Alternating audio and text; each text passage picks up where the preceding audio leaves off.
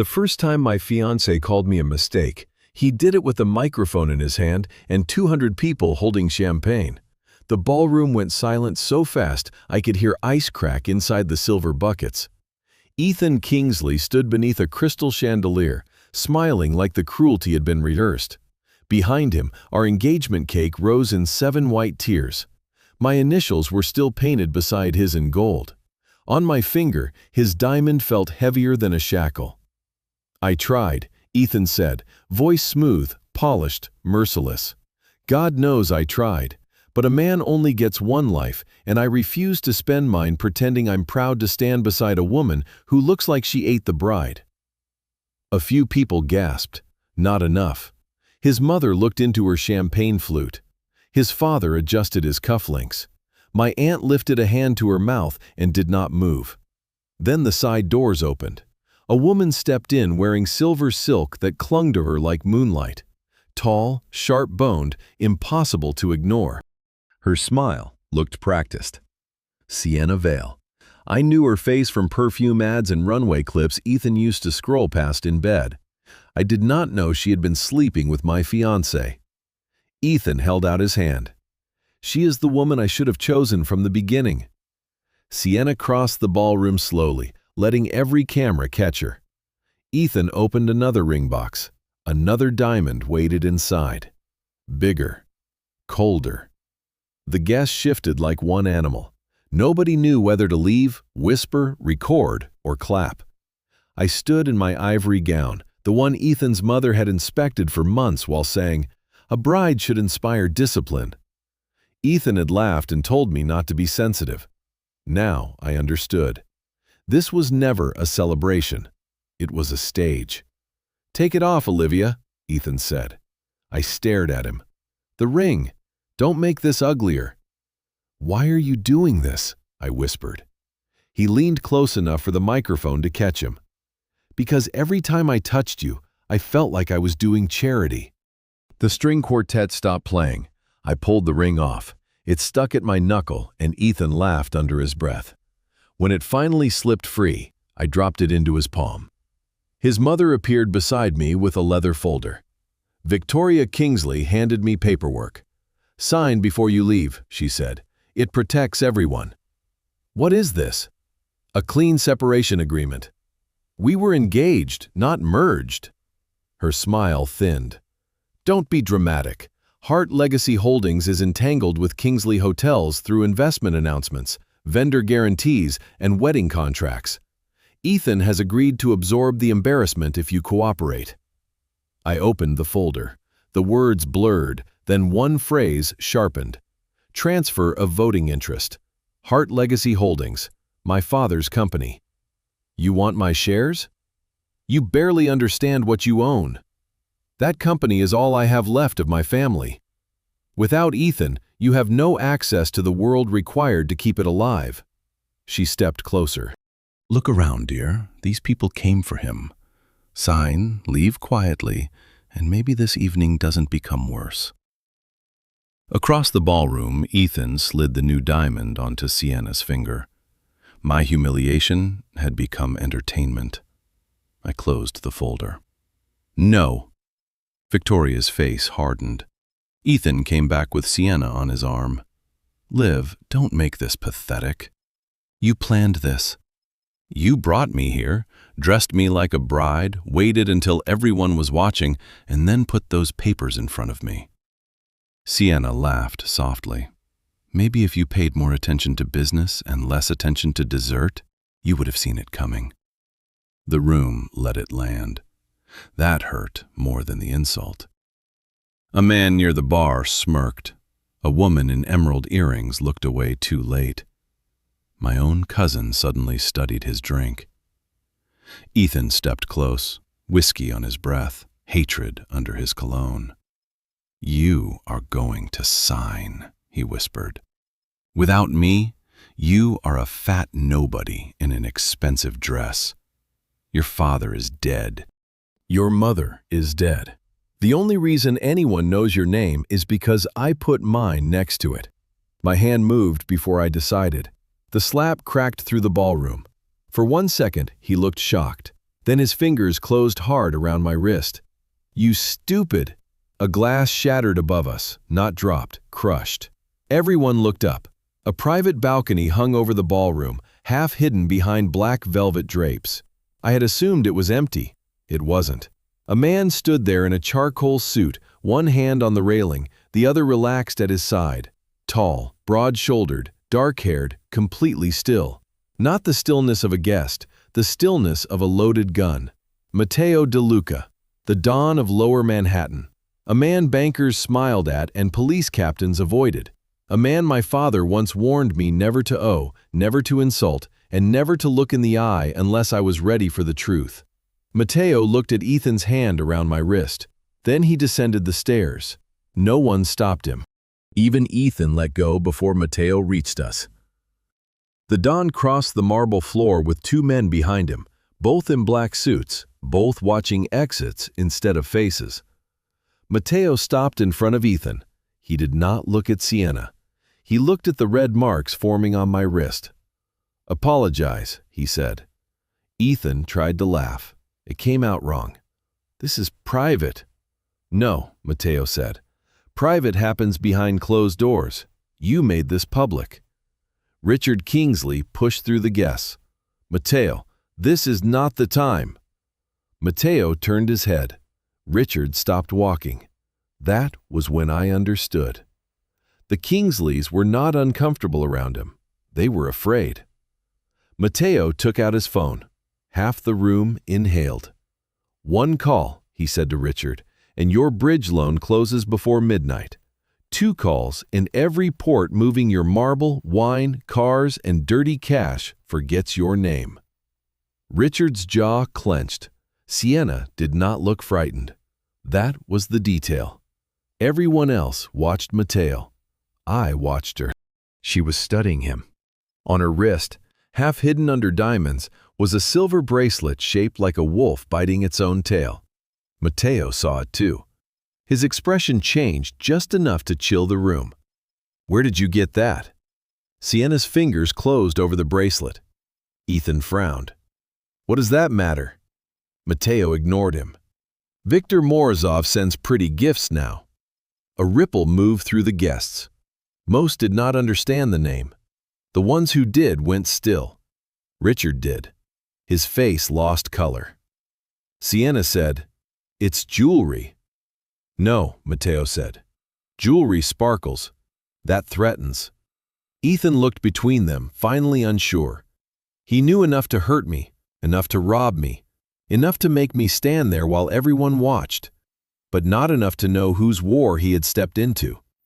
Matteo held out his hand. "The folder, Olivia." My name sounded strange in his mouth. Not gentle, not sweet, steady. I gave it to him. Victoria moved. "You have no right." Matteo did not look at her. "Madam, I have touched men's throats for less." She shut her mouth. He opened the folder. Clean separation agreement, voluntary transfer of voting interest, release of future claims, confidentiality clause, waiver of emotional distress. He looked up.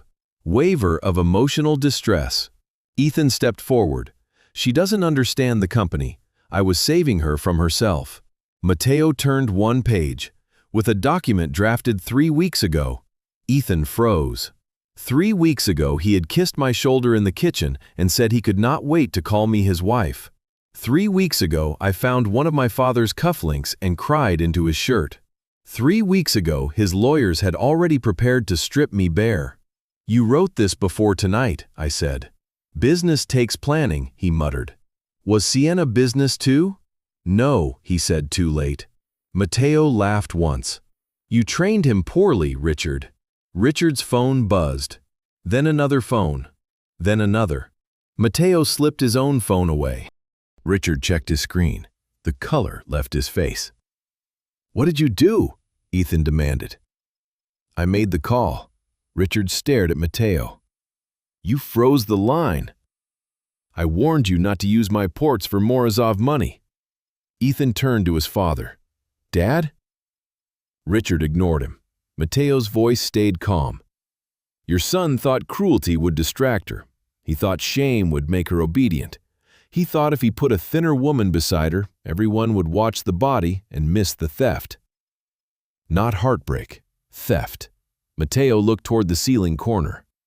Security room, main screen. The ballroom watched itself. A recording appeared. The room earlier that night, empty except for staff, Victoria, Ethan, and a lawyer holding the leather folder. Victoria's recorded voice said, "Wait until after the announcement. She'll be too humiliated to argue." "She might cry." "Good," Victoria said. "Crying women sign faster." The video continued. Ethan flipped through the folder. "Once she signs, hard as ours?" The lawyer nodded. "Her voting interest transfers by morning. The rest follows through debt assumption." Ethan smiled. "Perfect. I want this over before dessert." Then the whispers started. Phones came up. People who had ignored my pain suddenly cared about evidence. Ethan said, "That's out of context." A man near the bar muttered, "What context fixes that?" Sienna stepped back. Ethan noticed. Don't what?" she said. "Don't act like you didn't know." Mateo turned slowly. "What did she know?" Richard cut in. "Enough. This ends now." "No," I said. My voice was quiet. The room still heard it. I looked at Ethan. "You stood in front of everyone I know and told them I was too disgusting to marry." "Olivia." "You made them laugh at me." I was angry. "No, you were prepared." I took the folder from Mateo's hand. "Did you ever love me?" The question was stupid, wounded, human. Ethan stared at me. For 1 second, I thought he might lie well enough to hurt me again. Instead, his face twisted. "You were useful." There it was. The world simply became clear. "Thank you," I said. He frowned. "For what?" "For finally saying something honest." Sienna edged toward the side exit. Mateo did not look at her. "Miss Vale?" She stopped. "Tell Victor his little wolf was seen." Her face went pale. Ethan looked at her. "Who is Victor?" She did not answer. Then, from inside the leather folder, a phone began ringing. A hidden phone, sewn into the document lining, lit up against the black leather. One name glowed on the screen. Victor. Mateo reached for it. Ethan got there first. He grabbed the folder, saw the name, and terror crossed his face. The call connected on speaker by accident. A man's voice filled the ballroom, low, accented, amused. "Is the fat bride crying yet?" Nobody moved. Mateo raised his gun. The voice said, "Good. Then tell her father's ghost the second daughter signs tonight." Mateo shot the floor 1 inch from Ethan's shoe. The bullet cracked marble. Ethan dropped the folder. The hidden phone skidded across the floor, still glowing. On speaker, the man laughed. "Temper, Mateo." Mateo crushed the phone under his heel. The call died. Richard grabbed Ethan by the back of his jacket and hissed, "You idiot!" Not, "Are you hurt?" Not, "What have you done?" Idiot. As if Ethan had mishandled a meeting, not sold me into a war. I looked at Mateo. "Second daughter. What did he mean?" His silence answered. My mother had only one daughter, me, unless the phrase meant something else. Mateo ordered his men to seal the room. Guests protested, then remembered they liked breathing. Ethan turned to me with a new face, desperate and thin. "Olivia, listen, you don't understand what's happening."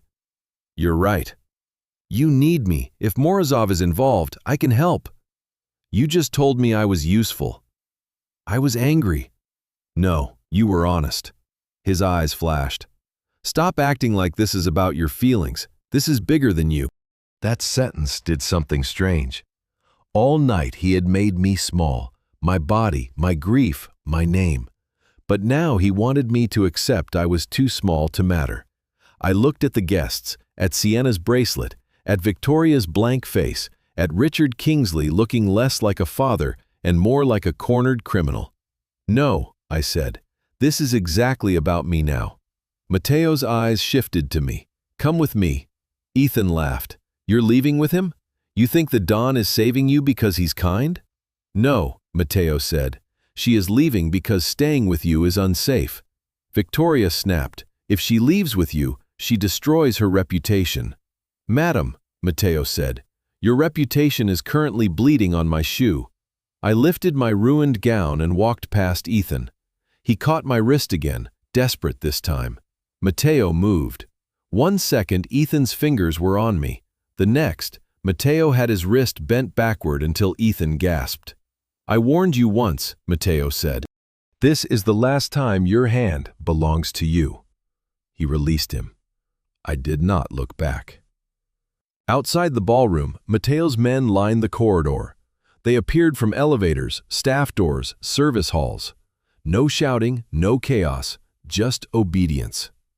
In the private elevator, the doors closed and the ballroom vanished. Then I broke. Not beautifully, not delicately.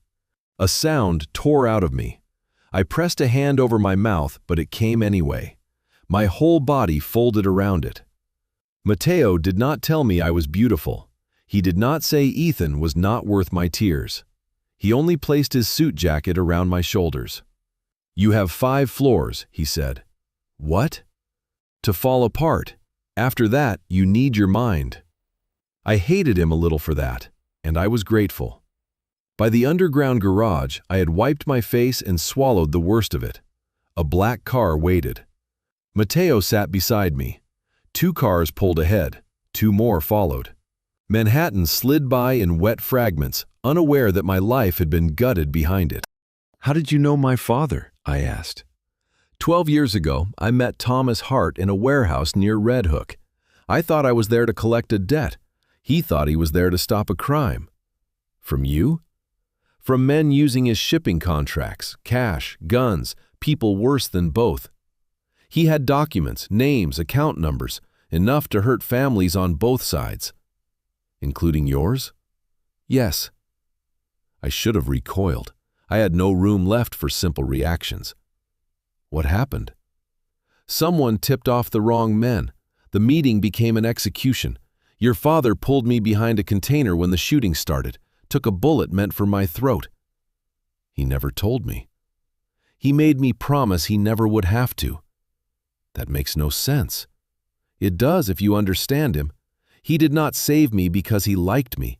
He saved me because he believed the men replacing me would be worse.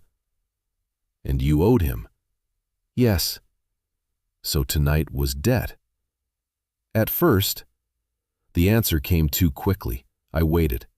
Matteo looked out the window. Then I watched Ethan put his hand on you.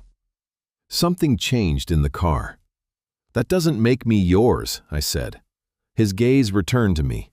No, it makes you alive. His Tribeca penthouse was black marble, glass walls, no flowers, no gold. Ethan's wealth begged to be photographed. Matteo's did not care if anyone saw it. A woman in a navy suit waited with 3 laptops open. Clara, Matteo said, show her. She turned one screen toward me. My name appeared, Olivia Margaret Hart. Below it, transfers, contracts, shell entities, shipping codes. My life reduced to a crime map.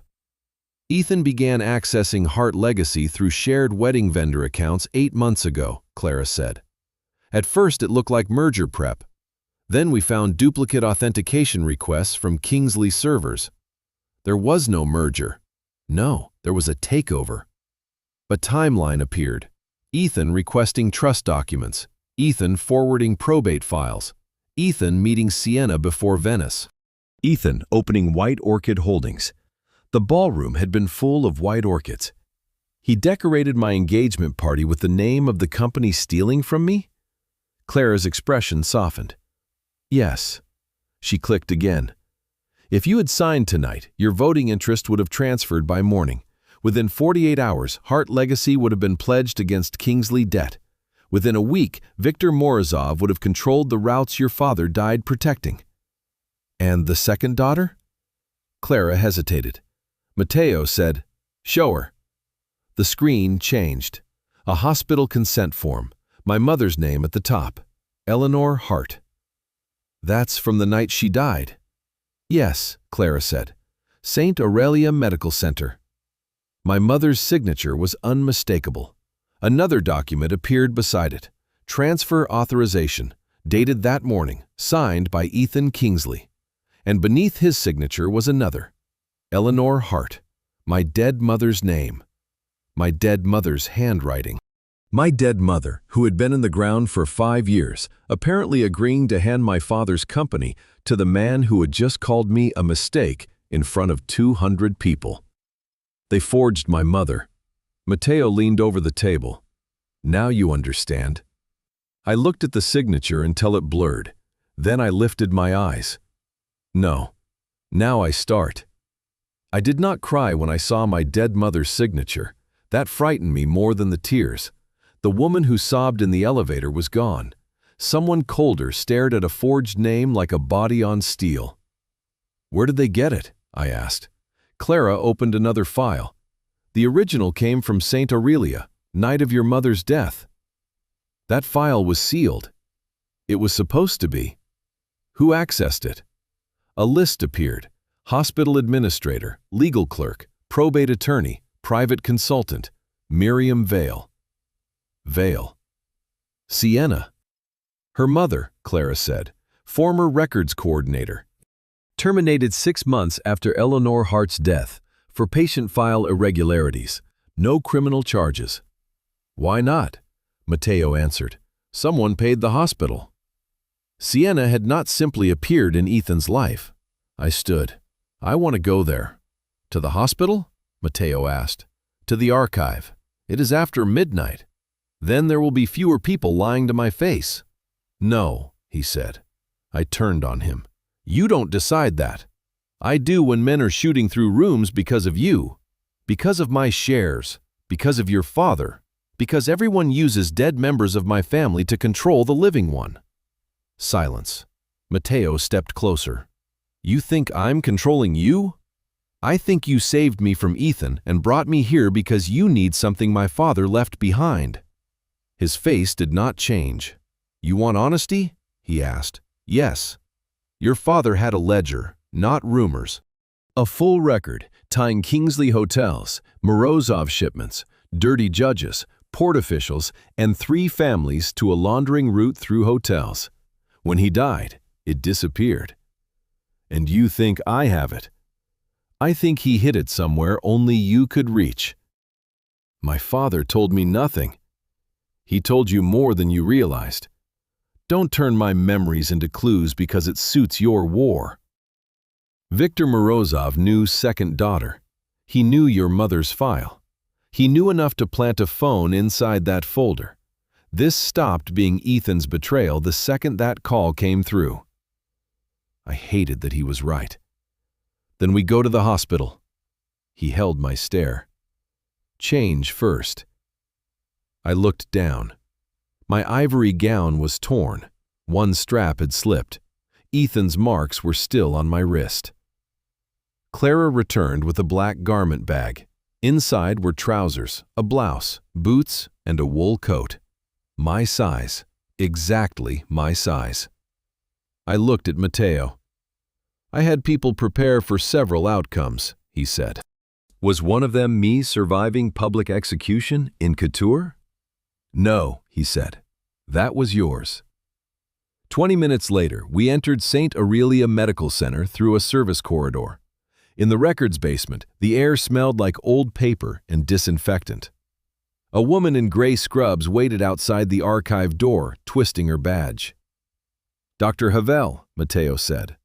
She looked at me, and fear changed into pity. Olivia Hart.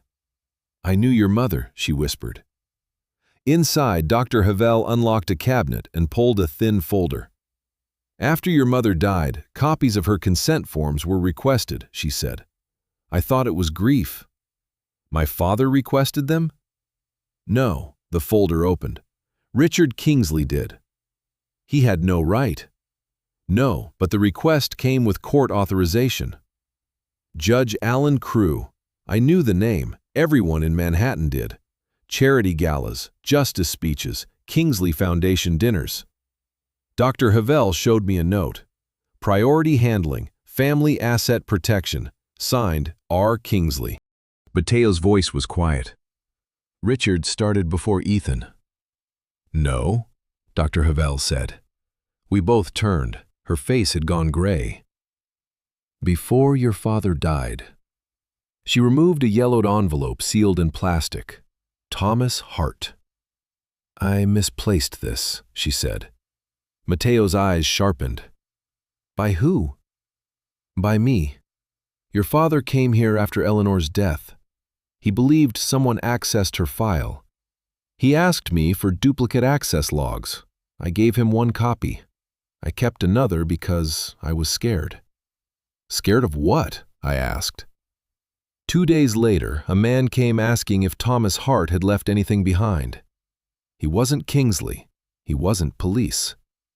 Morozov, Mateo said. She nodded. I opened the envelope. Inside was a printed log and a handwritten note from my father. My Liv, if you are reading this, someone has forced you to look at what I tried to keep away from you.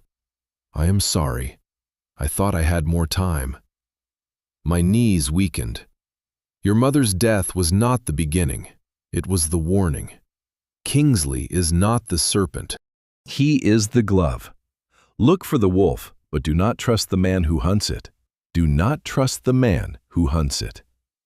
Mateo read the line over my shoulder. His face turned to stone. Before either of us could speak, the lights went out. Dr. Havel screamed. Red emergency glow washed over the shelves. Beyond the door, a guard hit the floor.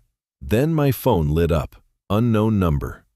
Your father warned you about Mateo for a reason. The message glowed in my palm. Mateo read it. A guilty man panics. An innocent man defends himself. Mateo became unreadable. I stepped away. You knew. No? Then why aren't you surprised?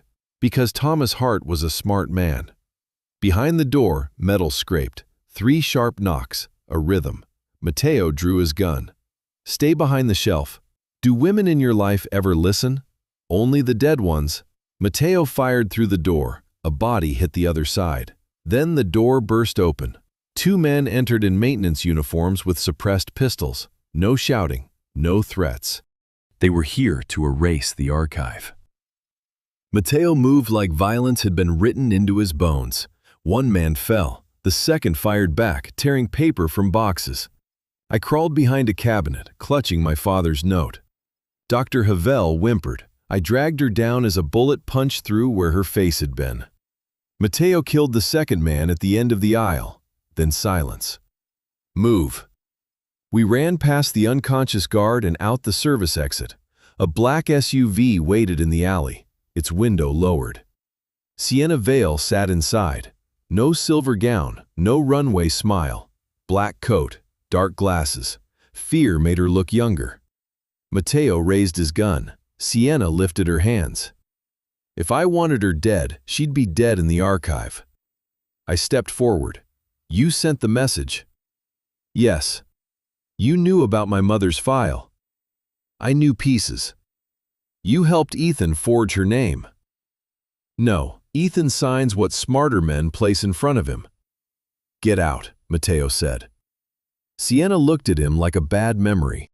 Still giving orders to women in alleys. His gun did not lower.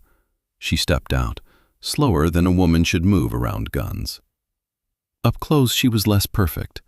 Cut hairline, shadowed makeup, trembling fingers. You want the truth about your father? She asked me. Stop letting him feed it to you. Why should I believe you? You shouldn't. Believe what I can prove. She took out a black flash drive between 2 fingers. I copied this before Victor's men cleaned Ethan's apartment. What's on it? Your father's company codes, Kingsley payment routes, photos of the necklace. What necklace? She looked surprised, then pity crossed her face. You don't know. What necklace? Your mother's blue diamond. Thomas bought it in Paris. Ethan gave it to me 3 months ago. My blood went cold.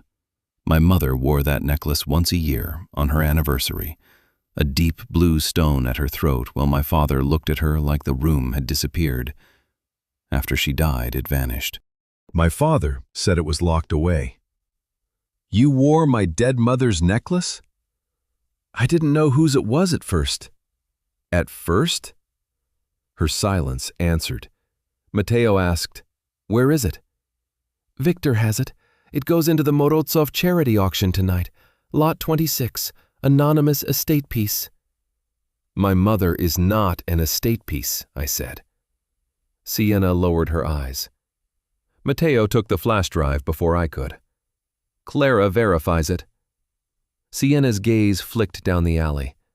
No time. Victor knows the archive failed. He'll move the auction unless she contacts Ethan before sunrise. Why would I contact Ethan? Because Ethan still thinks you are weak enough to want answers. He'll come if you ask. And he'll bring the one thing he thinks can force you to listen. What? The original file from the night your father died. Mateo went still. My father didn't die in a hospital. No, Sienna said, but the man who survived the boat did. The boat exploded. Everyone said there were no survivors. Everyone lied. Sienna stepped closer. Ask your Don why your father's body was identified by a ring, not a face. I remembered the funeral, the closed coffin. My aunt whispering the damage was too severe. My father's signet ring displayed beside his portrait, not his body, never his body. My phone buzzed. Ethan. A call. Sienna said, "Answer it." Mateo said, "No." I answered. For 3 seconds only breathing. Then Ethan whispered, "Olivia, thank God. Whatever Mateo told you, he's lying. Your father didn't die because of Kingsley." Then why did he die? A pause. Because he found out what Mateo buried under the Hart docks. The call went dead. I turned to Mateo. What did he mean? Sienna watched us like someone who had thrown a match into gasoline. Mateo did not look at me. "Cash," he said. "Weapons. False passports. Things your father should never have found. He found your crime. He found a route I inherited and was trying to cut out. That is convenient. It is the truth. The truth from the man my father warned me not to trust." Sienna's phone buzzed. She checked it and went pale. Victor moved the auction. "When?" Mateo asked. "Tonight, midnight. The public charity event is a cover." Mateo checked his watch. 1:31 a.m. "Where?" "The Whitmore Museum, lower gallery." The Whitmore, Ethan had taken me there once. He spoke to donors and left me beside a marble statue with warm champagne while people glanced at my dress size. Rich men love displaying stolen things under soft lighting. "My mother's necklace is there?" Sienna nodded. "And Ethan?" "He'll go if I tell him you want to meet." Mateo said, "No." I looked at him. "You do not get to keep saying that. He is baiting you." "Good, then he'll come close enough to talk. Or close enough to die." "Whose fault is that?" Silence. Then Mateo stepped toward me, slow enough that I could step away. I didn't. "You want answers from Ethan, fine. But you will not walk into Morozov's museum blind." "I'm not blind anymore." "No, you're furious. That's worse." Inside the SUV, Clara's voice came through Mateo's secure line. "The drive is real. Kingsley payment chains, Morozov shell entities, and a folder marked Hart Personal." "Open it," I said. There was typing. Then Clara said, softer, "There are photographs, the necklace, Eleanor wearing it, then Sienna wearing it, then an appraisal dated last week." I looked at Sienna's reflection in the glass. "Was it heavy?" "What?" "My mother's necklace, when Ethan put it on you." Her mouth opened, closed. It was cold. Good. I wanted her uncomfortable. Clara continued, "There's another folder, boat." "Open it." Mateo's hand tightened. "Olivia, open it." A recording filled the car. Wind, water, a man breathing hard. Then my father's voice. Eleanor was not natural. I know that now. If this reaches Olivia, tell her I am sorry I mistook patience for safety. My hand flew to my mouth. My father continued, strained. Kingsley had access, but he was not alone. The wolf wants the ports. DeLuca wants the ledger. Crew wants the judges protected. And the man closest to me wants Olivia quiet. A second voice spoke in the background. Thomas, we need to move. I froze. Not Mateo, older, familiar, Uncle Adrian. My mother's brother-in-law, the man who had walked me down the aisle that never happened. The man who held my hand at both funerals, the man managing what remained of my family trust because I had been too broken to understand it. No, I whispered. My phone buzzed again. Uncle Adrian, I answered. Olivia, Adrian said, breathless. Thank God. You need to get away from Mateo. Where are you? At home, he lied badly. Behind him, I heard strings, glasses, polished noise. You're at the museum, I said. Silence. Then his tone changed, not worried, hard. You always were your mother's daughter, too emotional to survive business. The words went through me like ice. You helped kill my father. Your father killed himself by refusing to understand power. Did you kill my mother too? Quiet. Too quiet. Then Adrian said, She found the first account. Sienna looked away. Mateo's face went murderous. Adrian continued, almost bored. She was smarter than Thomas gave her credit for. Smart women create complications. Something inside me went still. Where is Ethan? Waiting for you. He thinks he can still apologize back into your trust. Pathetic boy. And my mother's necklace? At the museum, around the highest bidder's neck by sunrise, unless you come take it. Mateo took the phone. Adrian. A pause. Mateo, my uncle said. Still pretending you are not the knife in every room? If she has one scratch when this ends, I will peel your name off every building in Manhattan before I peel the skin from your hands. Adrian laughed. Olivia, if you want the truth about your parents, come to the Whitmore alone. If DeLuca enters, I burn the ledger and the necklace with it.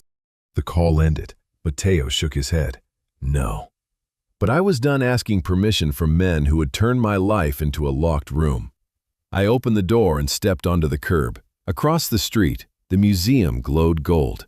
At the top of the stairs, Ethan stood in a tuxedo, pale and desperate, holding a sealed file to his chest. Behind the glass doors, on velvet beneath armed guards, my mother's blue diamond necklace caught the light. Beside it stood Uncle Adrian, smiling like family. The museum doors opened before I touched them. Inside, violins played under a painted ceiling. Men in tuxedos turned. Women in diamonds stopped whispering. Nobody screamed. Ethan stood 10 feet away, clutching the file like a child with copied homework. He looked awful. Not poor. Men like Ethan never looked poor, but cracked, bow tie crooked, hair fallen, face pale. When he saw me, relief flashed through him so fast it almost looked like love. Almost. Olivia, he whispered. I stopped at the center of the hall. My mother's necklace rested under glass in the lower gallery. The blue diamond burned cold. For 5 years I imagined it locked in a bank vault with the last pieces of my mother. Instead, it had been polished, catalogued, priced, displayed. My uncle stood beside it in a black tuxedo and gentle smile. The same smile from both funerals. The same smile from engagement dinners. The same smile from every lie. Ethan moved to block me. Don't go near him. Listen first. You have 30 seconds. I didn't know about your mother. I looked at him. His eyes dropped. Not at first. At first. My father said Hart Legacy was drowning. He said marrying you would protect it. He said Adrian approved. While you slept with Sienna? That was different. Different. Betrayal always came with categories when cowards explained it. What's in the file? The survivor statement. Give it to me. Not here. Give it to me. He shook his head. Adrian said if I hand it over before he speaks to you, he'll release everything tying me to the forged documents. Even now, with my mother's murder between us, he was bargaining around his own reputation. You miserable little man, I said. His face crumpled. No, you don't get to sound hurt by the truth. I moved past him. This time, he did not touch me. The crowd parted. I recognized bankers, judges, charity wives, men my uncle had introduced as friends of the family. They watched me with the neutrality of accomplices deciding whether the body belonged to them.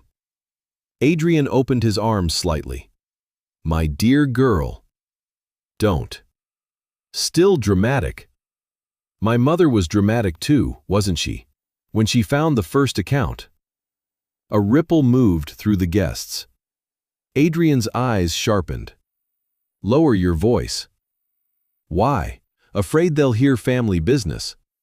He approached like he was coming to comfort me. Olivia, you've had a shock. Ethan humiliated you. Mateo frightened you. Sienna poisoned your mind.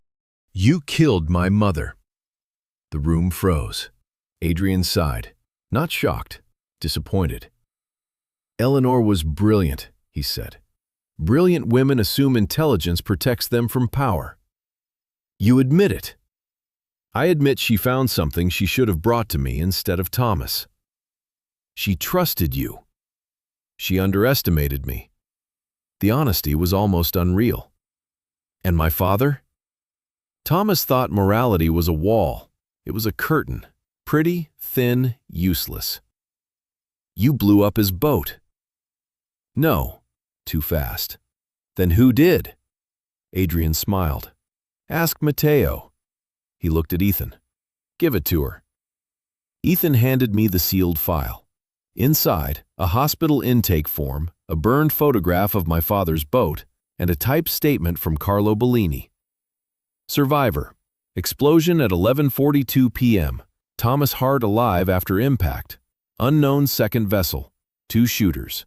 Recovered item from survivor, black DeLuca signet pin, a DeLuca marker. Proof, or something shaped like proof. My father's note echoed, do not trust the man who hunts it. Adrian leaned closer. Mateo did not come because Ethan hurt you.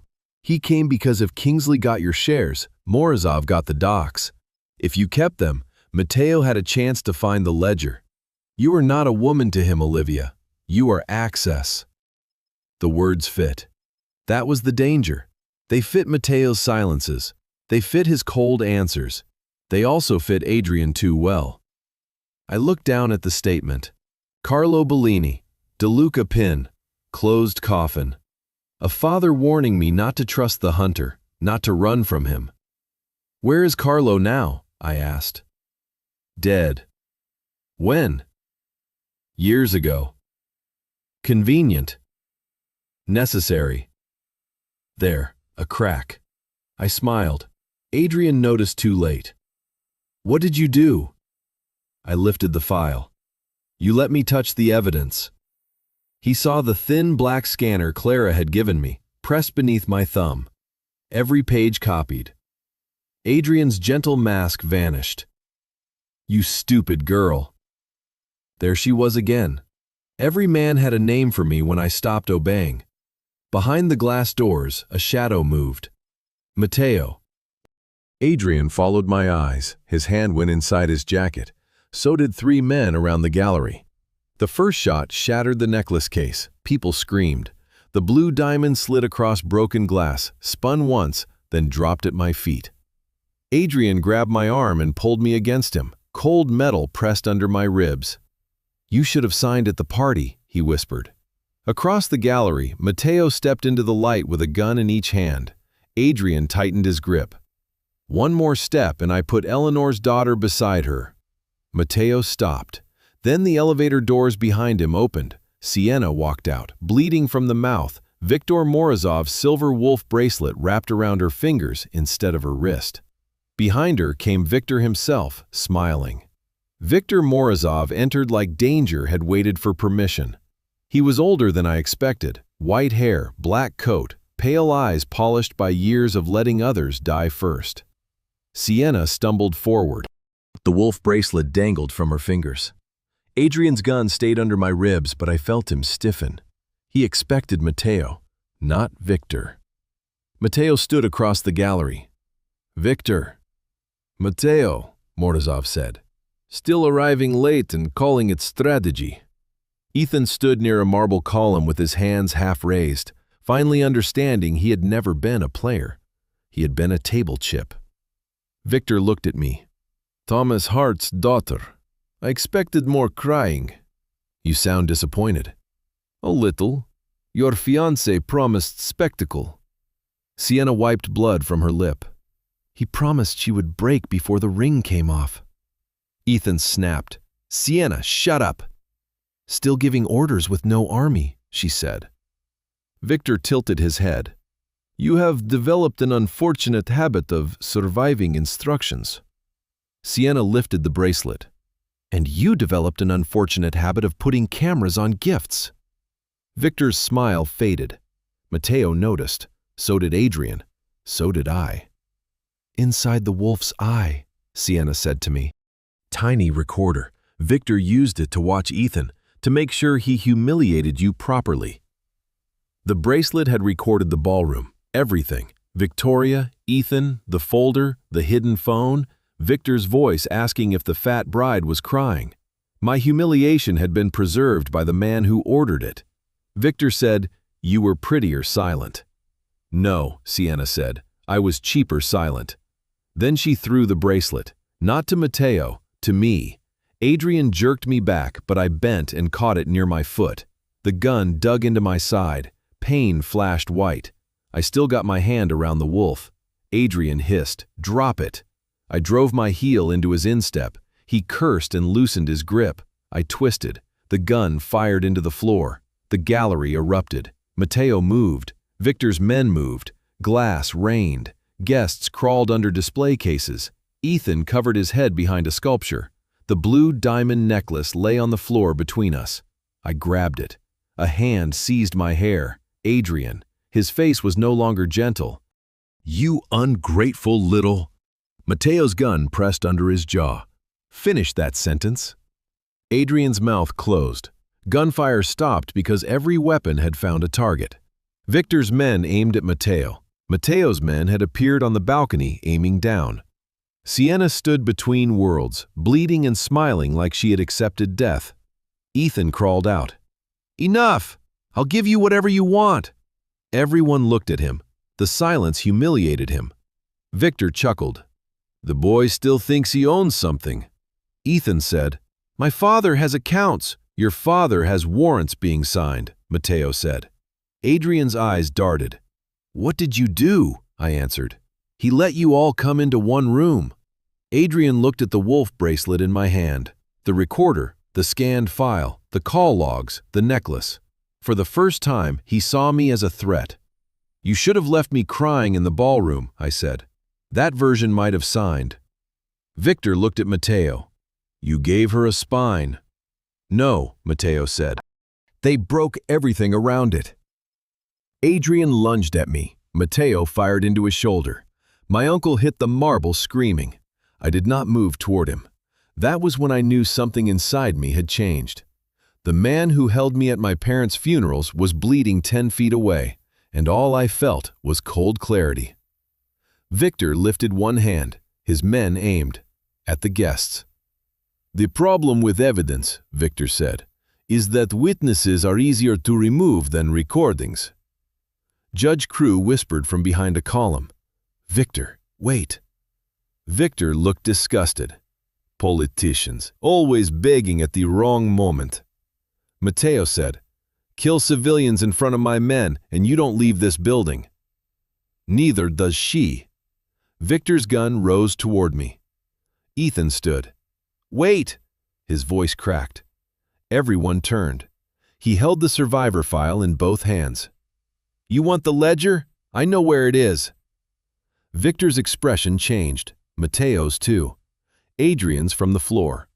Ethan looked at me, desperate to matter one final time. I didn't know before, he whispered. I know now. Ethan, I said, don't. The ledger isn't at the docks. It isn't in Hart's servers. Victor stepped toward him. Ethan looked at my mother's necklace in my hand. Thomas Hart hid it inside Olivia's engagement ring. The world stopped. My ring.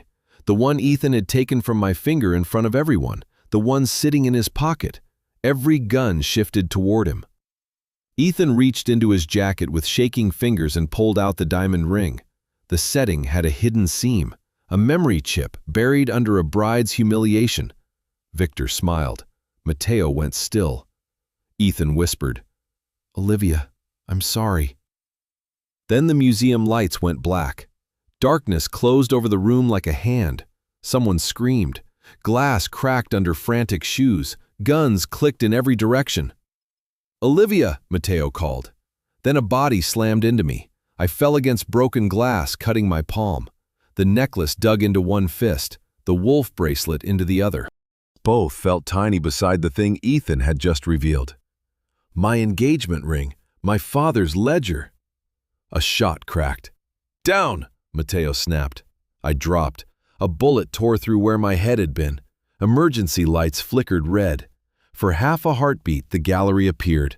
Ethan frozen with the ring, Victor moving toward him, Adrian crawling behind broken glass, Sienna reaching for a fallen gun, Mateo between me and 3 armed men.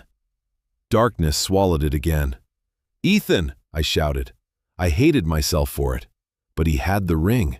No, my father had the ring. Ethan's voice cracked. "I can't see." "Don't move," Mateo ordered. Of course Ethan moved. Shoes scraped, a grunt, a choked sound. Red light flashed again. Victor had Ethan by the throat, one hand closing around the ring. Ethan tried to hold on. For one ridiculous second, he looked at me with the wounded face he had used after I slapped him, as if pain made him innocent. "Olivia," he gasped, "help me." Victor smiled. Even now, he asked the woman he ruined to save him. I stood. Mateo snapped, "No." But I moved toward Adrian, not Victor. My uncle was crawling toward the file. I picked up a shard of glass and pressed it to his throat. "Tell Victor to let him go." Adrian laughed. "You won't cut me." I pressed harder. Blood appeared. "Tell him." He saw my mother in my eyes, my father, every person he thought he had outlived. "Victor," he called, "wait!" Victor did not look. "That is not your ring anymore, Adrian." There it was, the deeper betrayal. Adrian thought the ledger would be his. Victor had never planned to share. Victor pried Ethan's fingers open. The ring dropped into his palm. Mateo stepped. Victor lifted Ethan by the throat. One more step, the boy dies. I looked at the necklace in my hand. Victor had the ring. Adrian was under me. Sienna's fingers were inches from the gun. Then I saw Adrian's eyes flick to my necklace, too fast. I smiled. The ring did not open alone. My father had split the key. One piece hidden in the symbol of marriage Ethan used to humiliate me. One piece hidden in the necklace stolen from my mother's throat. I rose. Victor finally looked at me. He saw the necklace. Everyone understood. The ring was useless without me, without her, without Eleanor. "Give me the necklace," Victor said. "No." "You are surrounded by men with guns. And somehow you still need to ask." Mateo's gaze cut to me. Pride and fear moved through it at once. Victor lifted the ring. "This ledger will make every powerful man in New York bleed. DeLuca, Kingsley, Morozov, judges, banks. You think you can survive owning it?" "No," I said. He paused. "I think I can survive releasing it." Victor's thumb tightened on his gun. Sienna's fingers closed around the fallen weapon. She did not aim at Victor. She aimed at the sprinkler panel and fired. The panel exploded. A deafening alarm ripped through the museum. Water burst from the ceiling. The room became chaos. Men slipped, guns jammed, Guests ran. Matteo shot the man closest to Victor and moved toward me. Victor lunged for the necklace. I stepped back, heel catching glass. I fell. The necklace flew from my hand, sliding toward Victor. Then Ethan moved. He threw himself onto it, not beautifully, desperately. Victor kicked him in the ribs. Ethan rolled, coughing blood, fist closed around the necklace. Victor aimed at Ethan's head. "Open your hand!" Ethan looked at me. Water ran down his face like tears. "I'm sorry," he whispered. This time, I believed he meant it. It did not save him. A shot rang out. Victor staggered. Behind him stood Sienna, both hands on the gun, shaking. "You don't get to own all of us," she said. Victor looked down at the blood spreading through his coat, offended. Then he fired back. Sienna fell. "No!" I shouted. Matteo slammed Victor into a column. The ring flew from Victor's hand and spun across the floor, disappearing under a velvet rope. Ethan crawled toward me with the necklace. He pressed it into my palm. "I didn't know how to love you," he rasped. "But I knew how to be afraid." "That is not the same thing." "I know." His eyes shifted past me. Adrian was standing. Somehow, impossibly, he had the ring. "Enough," my uncle said. Matteo turned. Victor, bleeding on the marble, lifted a small detonator from his coat. "Choose, Matteo," he said. "The girl's uncle with the ledger, or the museum full of witnesses?" A red light blinked. Somewhere beneath the floor, something armed with a metallic click. The click was small. That made it worse. Matteo stood 6 feet from Victor. Adrian vanished into the service corridor with the ring. Sienna lay motionless near the shattered panel. Ethan coughed behind me. Victor smiled. "Go on. Be sentimental. Chase the uncle. Save the secret. Let the witnesses die." If Matteo shot him, Victor's thumb could release the trigger. If Matteo chased Adrian, Victor could press it. If Matteo stayed, Adrian escaped. Every path had a body. Victor looked at me. "Your father faced this problem. Evidence in one hand, lives in the other. He chose evidence. That is why he burned." Men like Victor told the truth only when they thought it hurt more than lies. But my father had not chosen evidence over lives. Someone had made it look that way, like my mother's signature, like Matteo's pin, like me as a broken bride. I lifted the necklace. "You need me alive." Victor's smile thinned.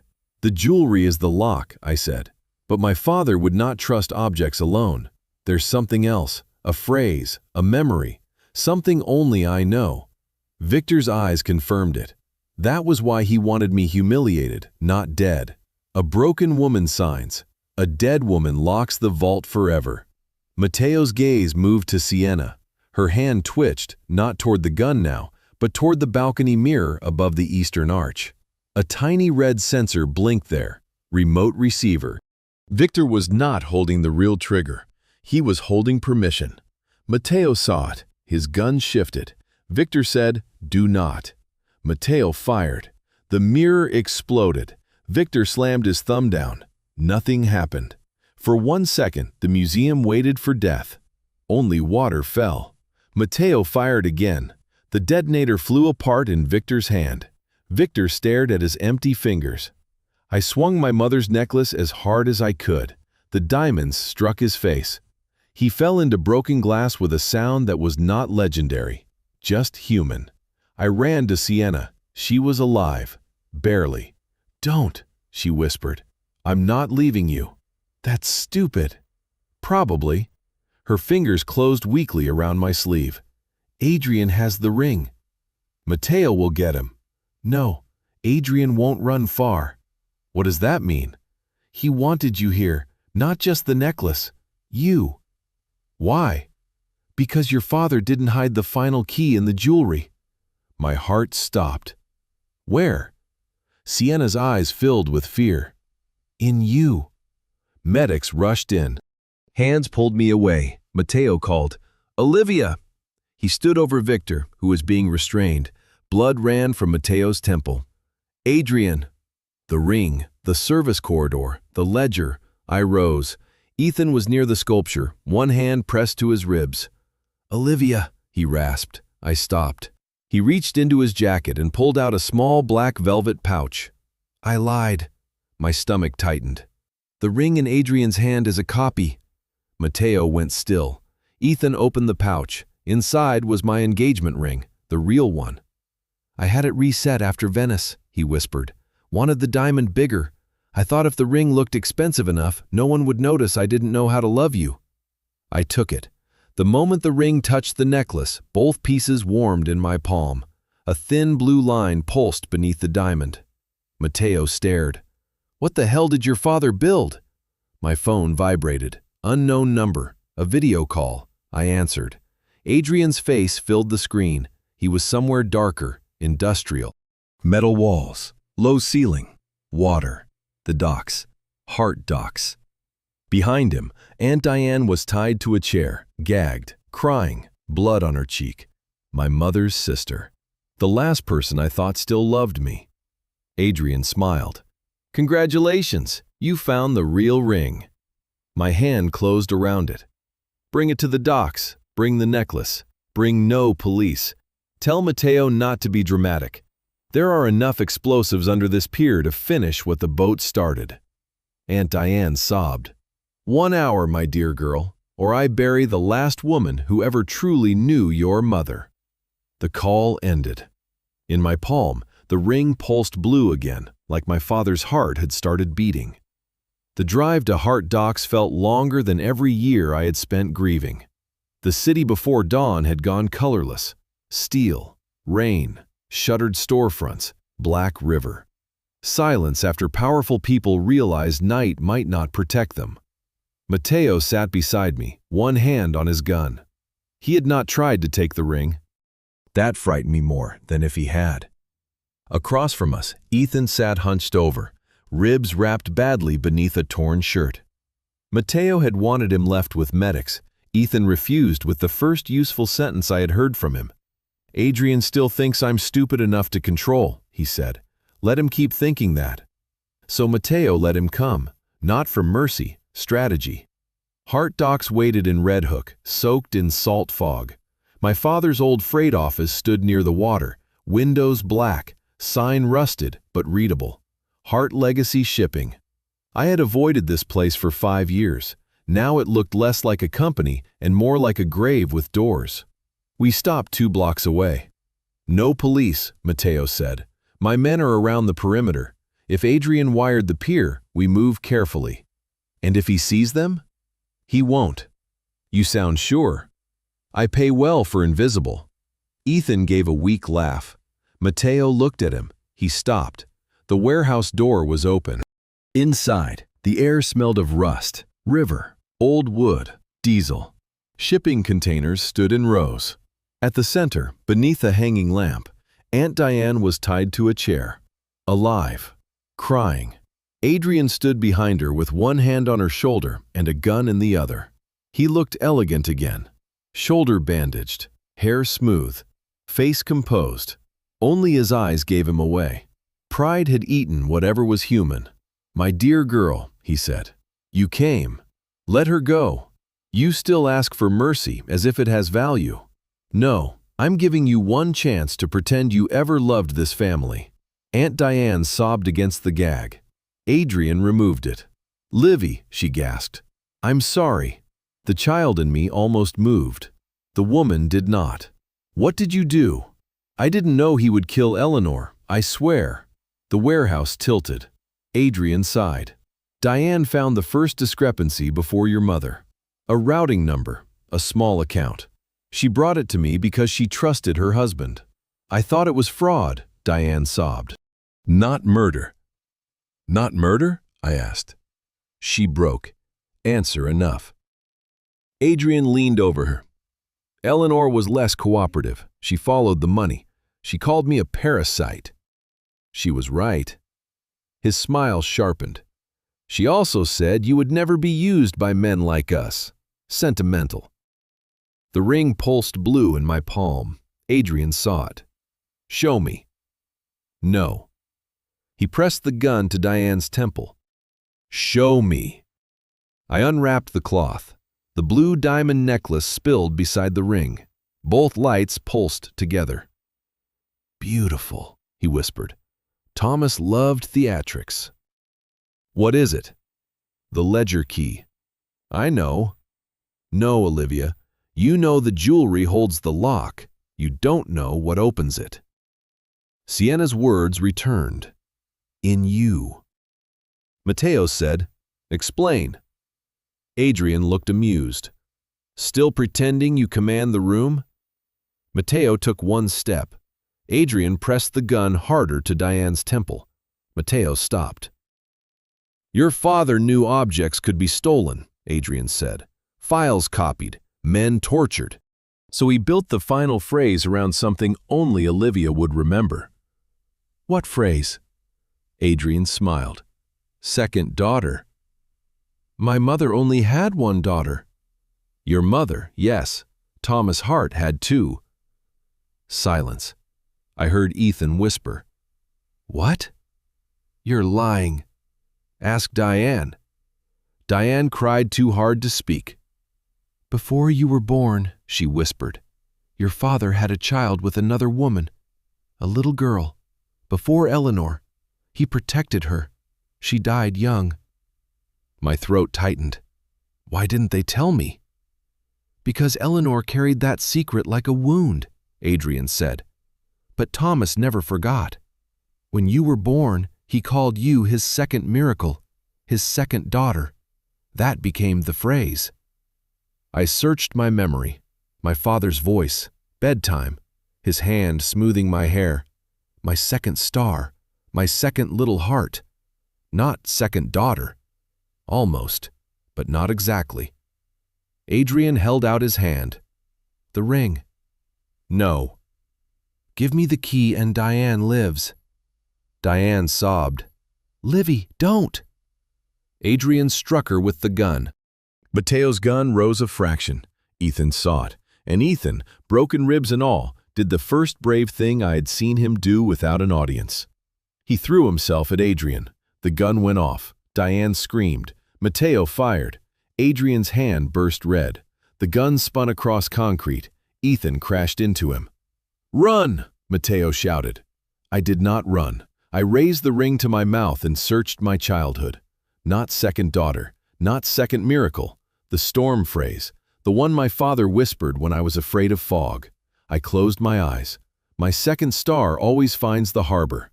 The ring went bright blue. A chip clicked free. Across the warehouse, old freight office screens lit one by one. Bank accounts, judges, port manifests, medical payments, Kingsley transfers, Morozov routes, Adrian's name, Eleanor Hart's death file, Thomas Hart's final recording. The ledger was not opening, it was broadcasting. Upload in progress, 12%. Adrian screamed and lunged for a terminal. Mateo hit him before he reached it. Then the floor vibrated. From below came a deep mechanical groan. Adrian, pinned beneath Mateo, laughed. You think I would let Thomas win from the grave? The screens flashed. Upload in progress, 19%. Every red warning light turned on. Mateo grabbed Adrian by the collar. What did you do? Adrian smiled at me through blood. The same thing we did to your father's boat. Beneath Hart docks, explosives began to beep. The first beep was slow, the second faster. By the third, everyone understood it was not a warning. It was a countdown. Upload in progress, 24%. Adrian laughed. If the ledger uploads, the charges blow. If you cut power, the charges blow. If you move the server, the charges blow. Thomas built a dead man's confession, so I built a dead man's grave. Mateo looked at me. Leave. No. Olivia. No. The word came calm. I was standing where my father's life had been dismantled, holding my mother's necklace and the ring Ethan used to shame me. while the walls filled with proof that every person who called my family tragic had helped make us that way. I was not leaving at 24%. Mateo slammed Adrian against a beam. "Where are the charges?" "Under the pier, old fuel channel. Same place your people hid shipments, Mateo. Poetic." Mateo hit him once. Adrian laughed. "You can break my face. You can't break time." Upload in progress, 31%. One of Mateo's men burst in soaked from fog. "6 charges under the west span, wired to the old pump system. We can't reach all." "How long?" 4 minutes, maybe less." Ethan pushed himself up. "The pump system." I turned. "What?" "Kingsley used these docks during renovations. There's an old manual floodgate beneath the freight office. If it opens, the fuel channel fills from the river." "Water could drown the charges?" Mateo asked. "Maybe. Or trigger them faster." Adrian laughed. "There is the boy I know. Always almost useful." Ethan flinched, then steadied. "I know the mechanism." "You'll die," I said. He gave a broken smile. "I know." I waited for him to ask forgiveness, to turn sacrifice into performance. He didn't. He looked at the ring. "I took that from you in front of everyone. Let me give you this privately." Mateo's jaw tightened. "Move." Ethan limped toward the loading bay with 2 men behind him. Adrian snapped, "Ethan, don't be stupid." Ethan stopped. "You know what's funny? All night everyone kept calling me stupid. You, my father, Victor, even her." His eyes flicked to me. "You were all right, but for once, I know exactly what I'm doing." Then he disappeared down the stairs. Upload in progress, 43%. The beeping quickened. Mateo grabbed my arm. "Now you leave." "The upload isn't done." "I don't care." "Yes, you do." His eyes burned. "I care that you are alive when the sun comes up." There was only Mateo De Luca, the man my father told me not to trust, standing in front of me with terror hidden under fury because he could not command me out of danger. "My father died trying to make this public," I said. "My mother died for one account. Sienna bled for this. Ethan is down there holding a gate. If I run now, Adrian still wins." Mateo looked like he wanted to carry me out. Instead, he turned to his man. "Get Diane out." "No!" Diane cried. "Livy!" I looked at her. Guilt had hollowed her, but love was there too, cracked, late, useless, real. "Tell my mother I heard her," I said. They dragged her toward the exit. Adrian spat. "You think this makes you powerful? You're still the little girl who needed someone to walk her through every room." "No," I said. "I'm the woman you built by mistake." Upload in progress, 58%. The floor shuddered. Below, water roared. The floodgate opened. The beeping stuttered. Hope entered the room. Then the screens flickered. My heart stopped. Adrian's laughter filled the warehouse. I lunged to the terminal. The system demanded authorization again. A backup battery icon blinked. 11%. Then 10. The upload had stopped at 58. Adrian closed his eyes like a man hearing music. Thomas always loved failsafes. I loved them more. I looked at the ring. The blue light was fading. My father built this for me. What had he said? My second star always finds the harbor, not the office, not the docks, the harbor. I looked through dirty windows toward the Black River. "Mateo," I whispered, "the upload isn't meant to finish here." He followed my gaze. "The harbor. My father built ships. He'd trust something moving." On the screen, beneath the failed upload, a tiny network label blinked. Heart Lantern 2. Lantern. The old buoy outside the dock. When I was a child, my father told me if I ever got lost, look for the blinking light and follow it home. I grabbed the dusty radio unit beside the keyboard and turned the dial until static cracked. "Lantern 2, I said. "This is Olivia Hart?" Nothing. Battery 7%. Adrian's smile faltered. He had not known. Good. I pressed the ring against the radio panel. Blue light flared. My father's recorded voice said, "Authorization phrase." My throat closed. I leaned into the microphone. "My second star always finds the harbor." Static. Every screen went black. For one terrible second, I thought I had failed. Then the harbor outside lit blue. The buoy flashed once. Twice. The warehouse screens exploded back to life. Upload redirected. Heart Lantern 2 active. Upload in progress. 81%. Adrian screamed. Not pain. Defeat. He lunged at me. Mateo caught him by the throat and drove him into concrete. The beeping changed again. Faster. Water had not killed every charge. Mateo grabbed me. This time, I did not fight. We ran past terminals, containers, and the place where my father's company became a battlefield.